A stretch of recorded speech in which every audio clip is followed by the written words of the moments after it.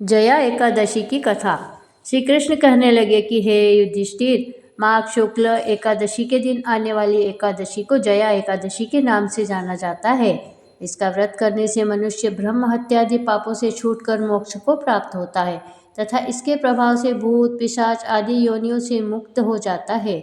इस व्रत को विधि पूर्वक करना चाहिए। अब मैं तुमसे पद्म पुराण में वर्णित इसकी महिमा की एक कथा सुनाता हूँ।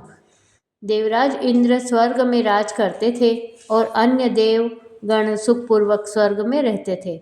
एक समय इंद्र अपनी इच्छा अनुसार नंदन वन में अप्सराओं के साथ विहार कर रहे थे और गंधर्व गान कर रहे थे। उन गंधर्वों में प्रसिद्ध पुष्पदंत तथा उसकी कन्या पुष्पवती और चित्रसेन तथा उसकी स्त्री मालिनी भी उपस्थित थे। साथ ही मालिनी का पुत्र पुष्पवान और उसका पुत्र माल्यवान भी उपस्थित थे। पुष्पवती गंधर्व कन्या माल्यवान को देखकर उस पर मोहित हो गई और माल्यवान पर काम बाण चलाने लगी। उसने अपने रूप लावण्य और हाव भाव से माल्यवान को वश में कर लिया। हे राजन, वह पुष्पवती अत्यंत सुंदर थी। अब वे इंद्र को प्रसन्न करने के लिए गान और नृत्य करने लगे, परंतु परस्पर मोहित हो जाने के कारण उनका चित्त भ्रमित हो गया था। इनके ठीक प्रकार से न गाने तथा स्वर ताल ठीक नहीं होने से इंद्र इनके प्रेम को समझ गए और उन्होंने इसमें अपना अपमान समझकर उनको शाप दे दिया। इंद्र ने कहा, हे मूर्खों, तुमने मेरी आज्ञा का उल्लंघन किया है, इसलिए तुम्हारा धिक्कार है। अब तुम दोनों स्त्री पुरुष के रूप में मृत्युलोक में जाकर पिशाच रूप धारण करो और अपने कर्म का फल भोगो। इंद्र का ऐसा शाप सुनकर वे अत्यंत दुखी हुए और हिमालय पर्वत पर दुखपूर्वक अपना जीवन व्यतीत करने लगे। उन्हें गंध रस तथा स्पर्श आदि का कुछ भी ज्ञान नहीं था। वहाँ उनको महान दुख मिल रहे थे। उन्हें एक क्षण के लिए भी निद्रा नहीं आती थी। उस जगह अत्यंत शीत थी, इससे उनके रोंगटे खड़े रहते और मारे शीत के दांत बजते रहते थे। एक दिन पिशाच ने अपनी स्त्री से कहा कि पिछले जन्म में हमने ऐसे कौन से पाप किए थे जिससे हमको यह दुखदायी पिशाच योनि प्राप्त हुई है। इस पिशाच योनि से तो नरक के दुख सहना ही उत्तम है, अतः हमें अब किसी प्रकार का पाप नहीं करना चाहिए। इस प्रकार विचार करते हुए वे अपने दिन व्यतीत कर रहे थे। देवयोग से तभी माघ मास में शुक्ल पक्ष की जया नामक एकादशी आई। उस दिन उन्होंने कुछ भी भोजन नहीं किया एवं अच्छे अच्छे कार्य किए, केवल फल फूल खाकर ही दिन व्यतीत किया और सायंकाल के समय दुखी अवस्था में पीपल के वृक्ष के नीचे बैठ गए।